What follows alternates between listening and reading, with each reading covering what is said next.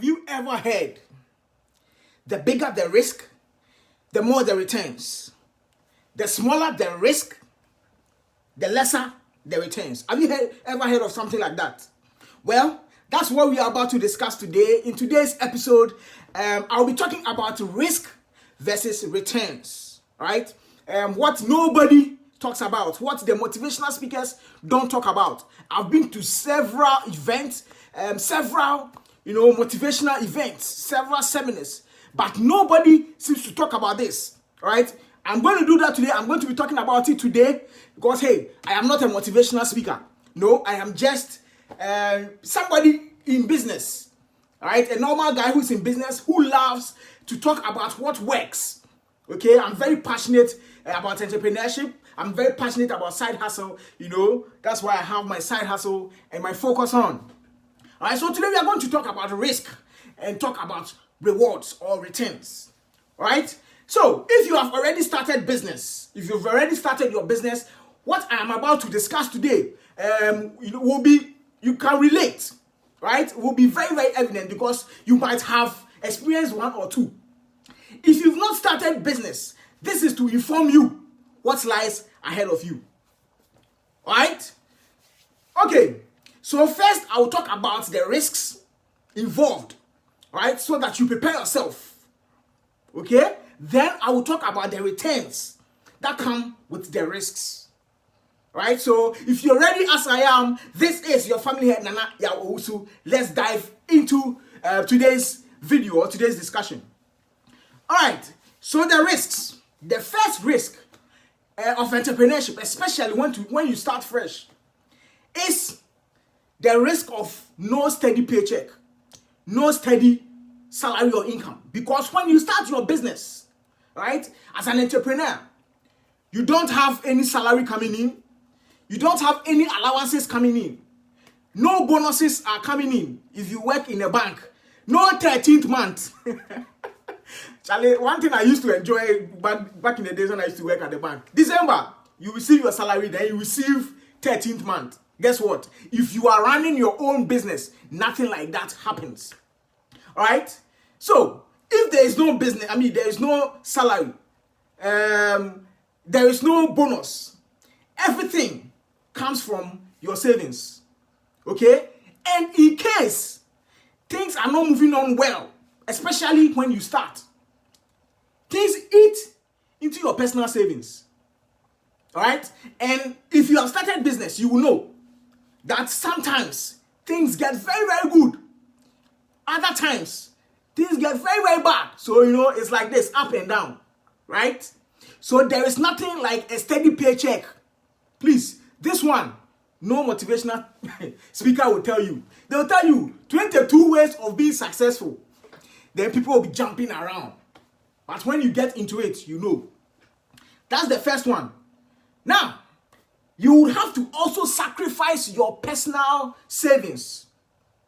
Okay? Because you start business with monies you have saved by yourself. Right? Most of the time, when you start, you don't get any investors coming in. If I am an investor, I want to invest in your business. I would want to see what you have done for yourself. What you've been able to build by yourself, for your own self, with no help. Right? And you have to do that from your own pocket when you start. Right? So, you have to do that for some time till investors start coming in. Okay? Or till your business levels up. Then sales start coming in. Or contracts or deals start coming in. Then you start to, enjoy the steady paycheck. Other than that, everything comes from your pocket. So that everything you have saved, okay, you will invest into your business when you are starting out. This is one of the risks. Also, you will be relying on your own inflows, the inflows from your company. Okay? Especially when you are starting out. The sales you make, it is the same sales that you inject back into your business. It gets to a point, right, when you start your own business. Everything you have saved, almost everything, right, goes into the business. right? So now you tend to rely on the income that comes from the same business. Okay, so it's like that. It goes like that. It comes and it goes back in. So at times, when the income is not coming, you see that it will affect other things. Right? It is this same income you used to pay workers, you used to buy raw materials, you used to pay bills. Okay? And if you have personal expenditure, it is this same income that you use for that. Please take note. Okay? Another risk is to trust people. Trusting people is a risk of entrepreneurship, especially if you are starting out. You can't do everything by yourself. Okay? And in as much as you wish that you employ a lot of people, you can't employ because income is limited. Resources are limited. So you employ a few key people and then you entrust your company into their hands. Whilst you handle other stuff, you train people to also handle some other stuff for you. Right? So you get to trust them. And you just hope that after you train them, after you tell them about the big picture, they understand you, they stay to work with you and work according to the plan. If it doesn't happen this way, things get to delay a lot. Okay, you get to mark time because the people you have entrusted your trust in are not doing what they should be. They should be doing. This is one risk, entrusting into people. Even at times, you trust people to deliver, then they turn themselves. They leave you. They gang up against you. Look, I am talking from experience. For this particular point, I'm talking from experience. Okay, look at someone who is coming from the banking field to come and start a fashion business. All right? Just see what can happen. The things that will happen. All right? People ganging up against you. Your own workers ganging up against you. All right? You put designs out, then they go and sew it for themselves. Clients come in, then they corner the clients. Right? This is a risk when you are starting out business. So it is better for you to know. If you have started business already, this will be, very relatable. You can relate to this. But if you've not started, look, I'm sorry, but these are some of the things you should know before you start your business. Okay? Also, you will be committing a lot of time into your business. A lot of time. Most often we say that, oh, Charlie, when I start my business, I'll have all the time for it is true. You can have all the time for yourself because there will be no boss looking over your shoulder. You wouldn't have to rush to go and sign the attendance book or anything. All right? But your time will go into it because you have to spend time to make sure that your company grows. Things get big. Things work out. So you are going to spend countless times working on your business. Sometimes, or most of the time, even the time you spend on your business eats into time for family and time for other things. Right? This is something that is happening. It's normal. Every entrepreneur will attest to this. Okay? So you will have to spend countless hours of time building your business. Also, this is a very, very big one. The last one, emotional risk. There is a lot of emotional risk involved. Starting out a business needs mental toughness. You have to be tough mentally, else you can't. To me, despite everything, right? You have to be tough in the mind. Okay? Now, you encounter a lot of things. Some of the things are self-doubt. You'll be doubting yourself. Hey, Charlie, can I do this? Can I do that? Can I execute this? Self-doubt. You sometimes even become jealous of your competitors. You see them and you're like, hey, Charlie, things are happening for this guy. Things are happening for them. Why are these things not happening for me? All right? You tend to get jealous. Okay? Sometimes, time management becomes an issue. Because you have to do this, you have to do that. Okay? Because you have all the time for yourself. Time management. If you don't take care, you waste away all the time without achieving anything. Time management is a risk. Okay? Also, feeling rejected by family, by friends. It happens. You have started something. It doesn't work yet. You want it to work. Okay? Sometimes, look, you meet hard times, then you will have to go rely on friends, like go and ask Charlie, can I get this to sort this out, these things out quickly? I'll sort you out. You know, you tend to become a bother to them, so you feel rejected. It is normal, the feeling of rejection. Disappointment from investors. Hey, this is another one. This one, let me wear my cap well. Disappointment from investors, Massa, it will come. Okay, it will come.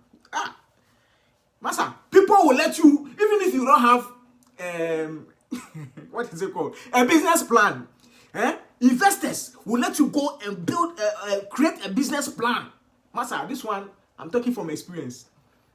Okay? You will chase one thing over and over and over again. You know, you know. The investors know everything is right. Okay? Just releasing the funds to help you grow becomes a problem. Rejection from, investors. Also, problems with employees. Little problems. You want things to be done this way. They won't do it that way. They'll go and do it another way. You know, little problems.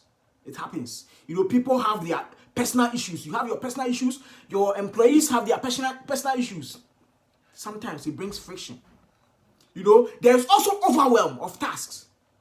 The same person, you have to do this, you have to do that, you have to go and deliver, you have to go and buy raw materials, you have to do this, you have to run social media, you know, a lot of things. So you get overwhelmed. Look, but it is all a part of it. It's all a part of the risks that you have to take. Okay? That is why I said entrepreneurship needs mental toughness. You have to be tough. Right? But guess what? If you are able to go through all these, let's look at the rewards that come with it. Very, very exciting rewards, right? The first one is control. You have control of yourself. You have control of your time. You have control to employ whoever you want to be in your company, whoever you want to work with.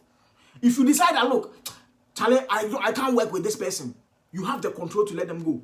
Unlike working with somebody, a boss, Charlie, who become a pain in your, let me use neck, a pain in your neck every time. You know, you do things like this, they say no. You do things like that, they say no. Anything you do, they are not pleased. Okay? Now, you have the control to decide when you report to work, when you go on break, when to close. Anything at all is in your own power. So you take the responsibility because it is your own, everything is under your control. You take responsibility for things that work. You take responsibility for things that don't work. You have the control. Also, the excitement that comes with it. Just imagine building something from nothing at all. Just an idea. You are able to develop it and build something out of it. Look, the excitement that comes with it is unimaginable. I can't explain it to you if you're not an entrepreneur. If you're an entrepreneur, you solve problems. Look, you put smiles on people's faces. The excitement that comes with it. The process that comes with it. You don't feel like you are working, even though sometimes you encounter challenges, but you don't see them, as challenges. That's why I always cite footballers as an example. Look, can you train every day? Every day you'll be playing ball, you'll be jogging. Charlie? Have you seen a footballer's leg before? The footballer's leg, he's earning millions of euros or pounds or dollars. But look at their legs. They will tell you the work that has gone into it. But they are excited about the job because they like it. That's why I always say the first thing to do when you want to start a business is to start in an area that you are passionate about. That is the first thing you should consider. Okay, as an area to start business in.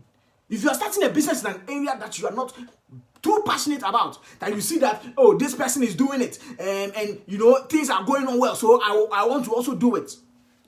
That is a recipe for failure because the trying times will come.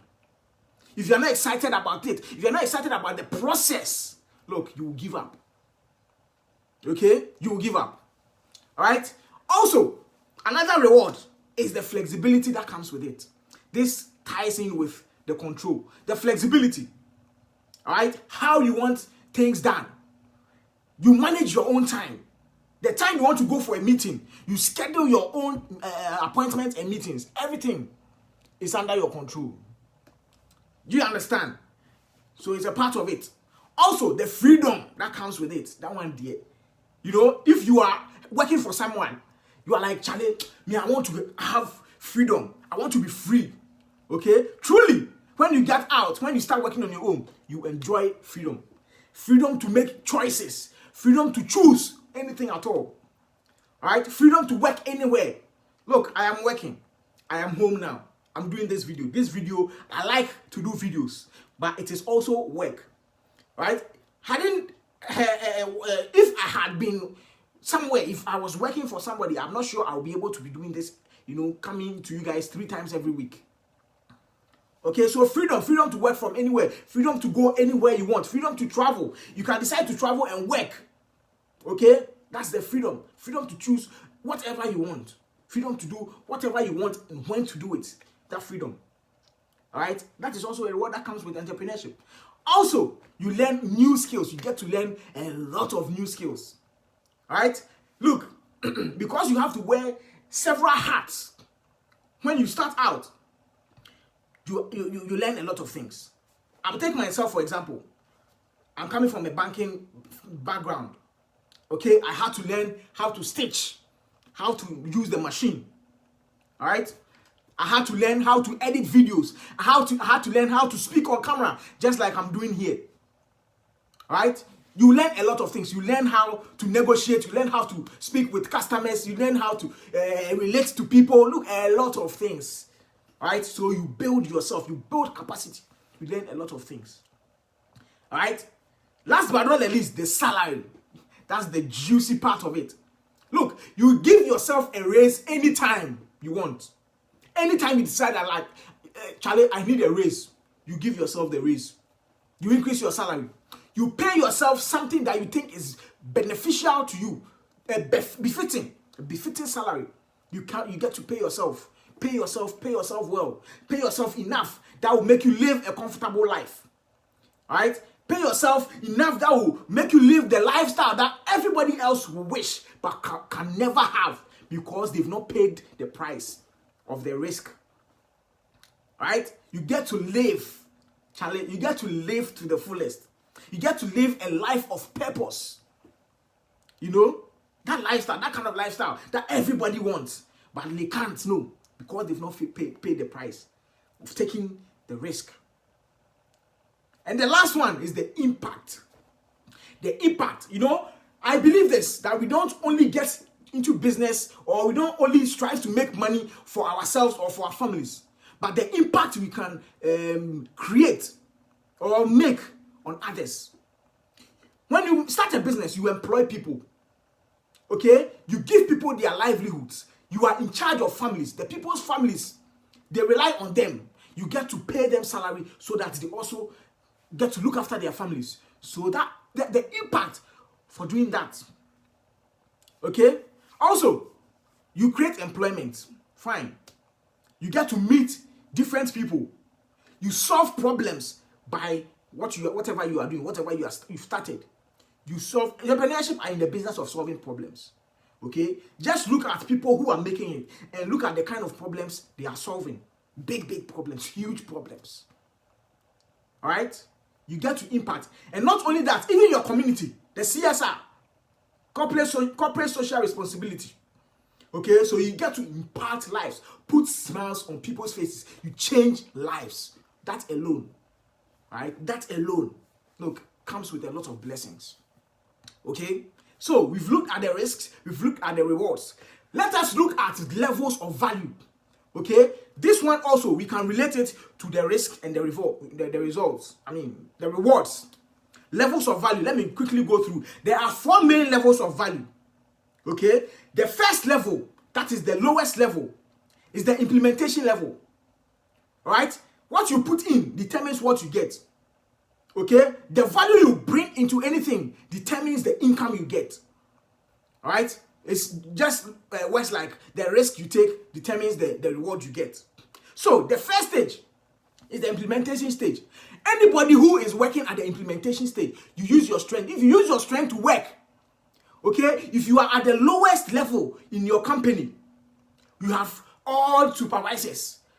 Irrespective of what you do, if you're a cashier at the mall or wherever, you are at the implementation stage.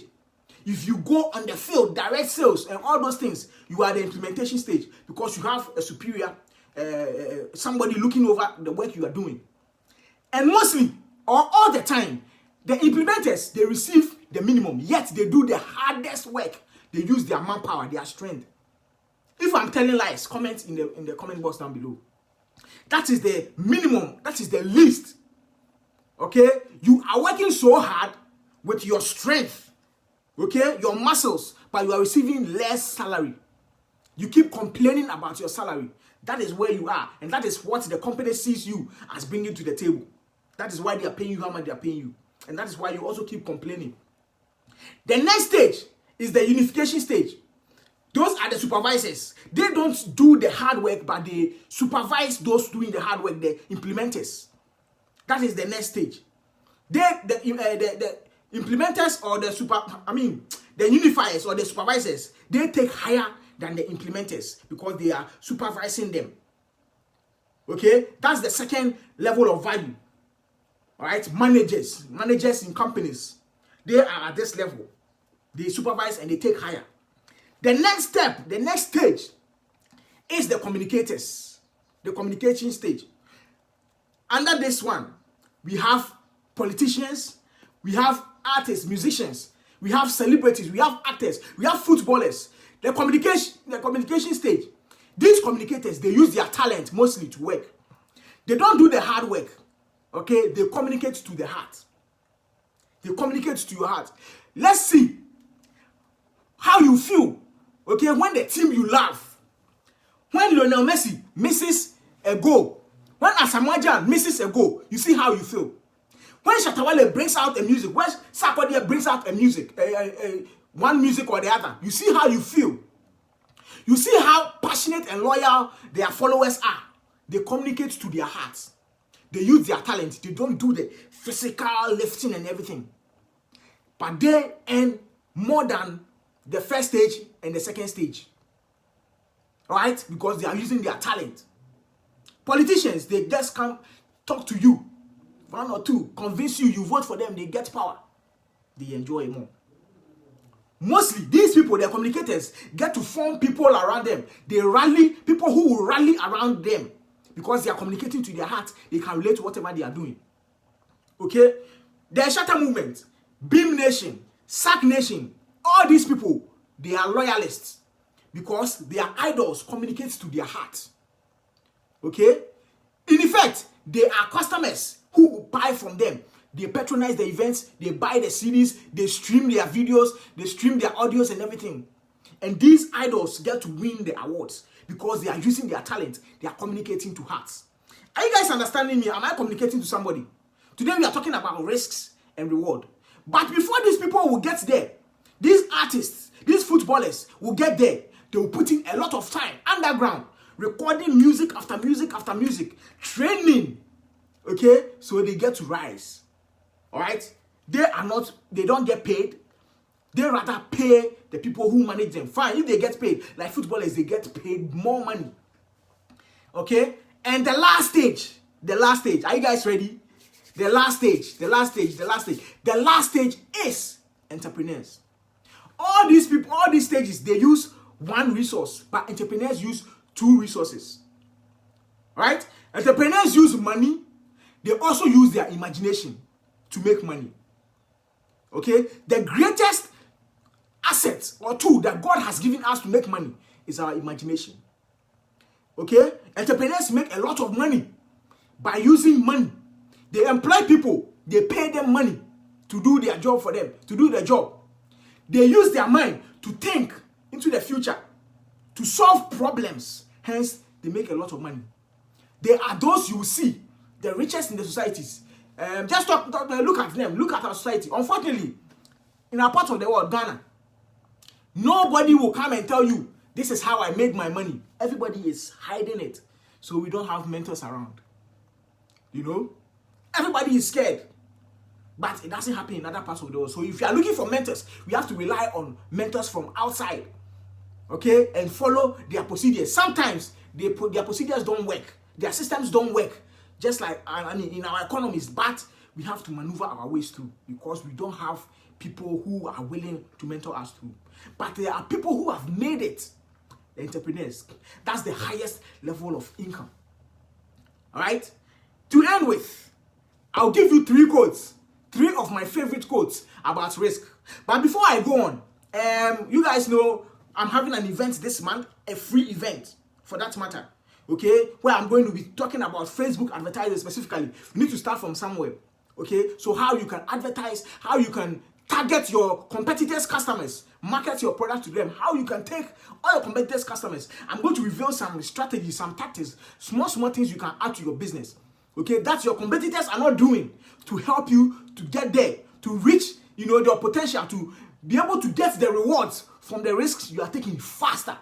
Okay, so I want to meet you on the 27th of this month, June, so that we can take a deep dive into some of the things we can put in place in our businesses to help us grow. It is free, okay, but you have to register to book your slot. So you go to newmoneyacademy.com/live. newmoneyacademy.com/live to reserve your seat. Is a free event, a free gift I'm giving to whoever has been watching me virtually all this while. Okay? Now, to end with my 3 quotes. The first one is by Robert Kiyosaki. He says what? Tough times never last, but tough people last. Tough times never last, but tough people last. If you have started your business, okay, and you're meeting challenges, look, I want you to know that the challenges will not last. They are only for, some time. They will pass away. But if you are tough enough to go through the challenges, you will prevail. You will come out of it. Everybody will see. All right? And that is one of the traits or characteristics of entrepreneurs. Robert Kiyosaki also said, everyone can tell you about risks, but only the entrepreneur will see the reward or the results or the returns. Everyone at all, including workers, everybody can tell you about the risk. Charlie, this one is too risky, don't go there. Oh, that one is too risky, don't go there. But look, they are only talking. It's only the entrepreneur who takes the step, sees the reward. Okay? My 3rd quote is from Robert Kiyosaki, Mark Zuckerberg. Okay? We all know him. He says, the biggest risk is not taking a risk. This is my favorite, my personal favorite. The biggest risk you can take is not taking any risk. He says what? He continues to say, in a world that changes really fast, the only guaranteed strategy to fail is not taking risk. In this world that is changing, we can all attest to it. Everything is changing so fast. The biggest risk you can take, okay, or the biggest strategy you can take to failure, that will guarantee you failure, is not taking any risk at all. So come to think of it, look, we don't even have an option, too much of an option anymore.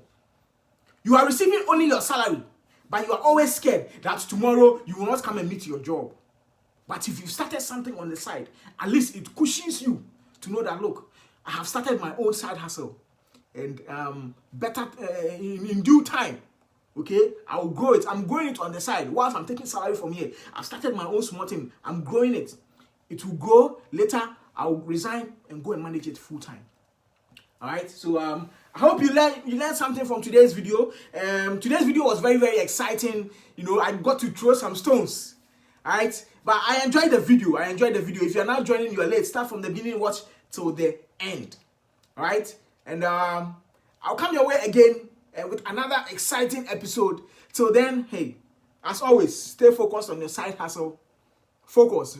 It's very key. It's been me, myself, and I, your family head, Nana Yawusu. Till I meet you again. Hey, peace out.